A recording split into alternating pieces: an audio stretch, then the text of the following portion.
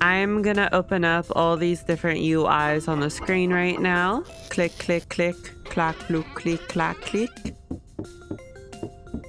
And they kind of just go all over the place and a little bit hard to manage. But yeah, this is a funny little silly thing. You probably are not dealing with opening this many GUIs that much, especially this many different GUIs. But through doing R&D for a different video, I went on a small mission to figure out how many GUIs I can get on the screen at once, like very easily. But it's a little bit annoying to do it this way. So let me close all these. We're gonna want to go to settings, interface, and then turn on immersive mouse mode. What this does is that it allows us to open up the GUIs like so. So now they're attached to the object, making it a little easier to open many at once. And so then with all these different fire pits here, we can open them all up.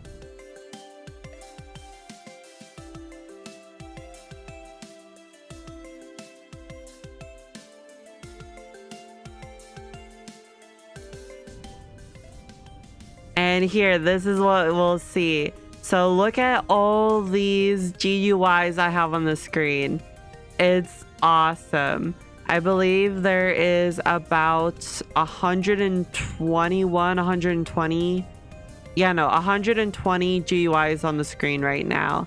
And we can click between them. It's kind of awful, but they're all here and it's crazy awesome. Now, what's interesting is I'm right-clicking on these extra campfires right now, and it will not open up any more GUIs. There is a limit to how many GUIs you can have open / on screen, which I just think is super funny.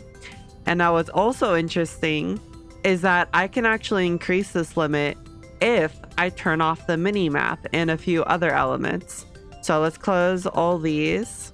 Go over to your settings, go to interface, turn off mini map. You could also do F6. Turn off coordinates overlay. Also, you could do Control+V, and turn off block info, which could also be Control+B. You could even turn off block interaction help, but that might give you an extra limit. I'm not sure. And now we are able to open these extra 3 fire pits I had off the side here. And then let me place some more, and we can see I can't open these anymore. This is like such a silly little thing.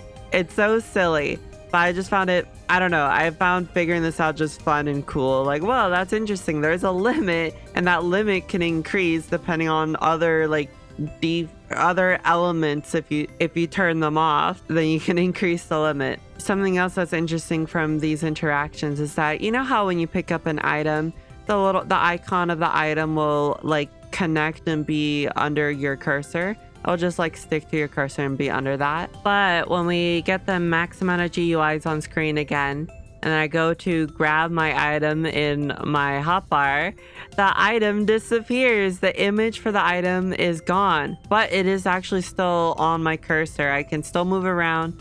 All the functionality is the same, but it disappears visually when I pick it up due to the max GUIs.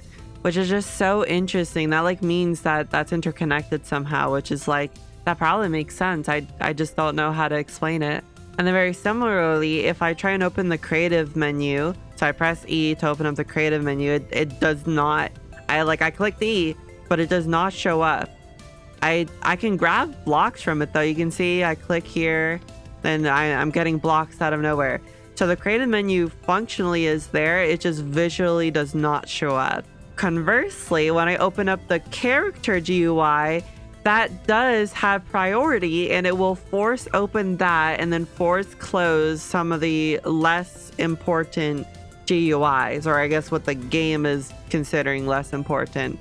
And so to open up the character thing, it closes 3 of the fire pit GUIs, and I could just go back and forth, and that's just very interesting.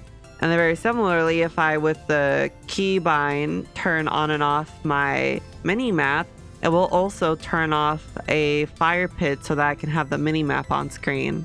So it's interesting which GUIs the game does actually put priority towards to close like not as important GUIs, but then with some of them it doesn't, like the creative menu I think should be one of those priority screens. Very interesting. Also, what? I could cover myself in the GUIs. What? And another small little thing I want to show you. Let's go back to settings, interface, and let's bring down that GUI scale all the way to like 5 or something. Make it real small. Now when we open all these up, then we can see all the GUIs a little bit better. It does make them very small for me on my screen, so it would be annoying to actually use the GUIs like this. Also, I'm just noticing this right now as I'm resizing and changing the UI. There's this weird like black bar behind the hotbar that is only really visible when you make the UI like this tiny. But when I turn it back to like my normal size, it completely gets it covered, and there's seems to be some other visual artifacts with making the hotbar UI tinier. Like just the side ridge here is like graphically all weird. Also, from my previous videos about cooking calcined Flint, I do not know how I didn't think about resizing the GUI to make it a little bit easier potentially. And so I got that idea from Mr. Mutant Gamer. So if we put into practice with the Mark II of the min-max method, just open up all the GUIs. And then, yeah, look, you can see them all on the screen. There's probably a good middle ground. So let's try, so I default at 10.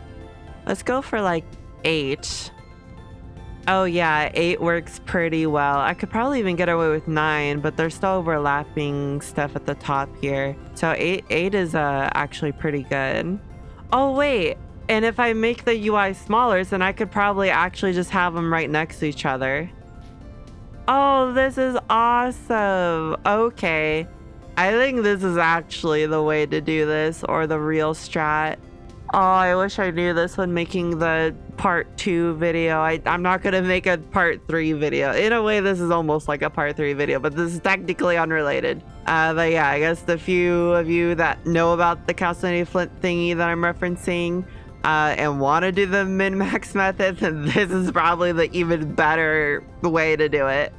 And that's that. Maybe there's some more quirkiness with the GUIs I've yet to discover, but just if you're someone like me that just finds these little interesting things interesting, then yeah, hope you enjoyed the video. And thank you so much for watching, and I shall hopefully see ya in a future one.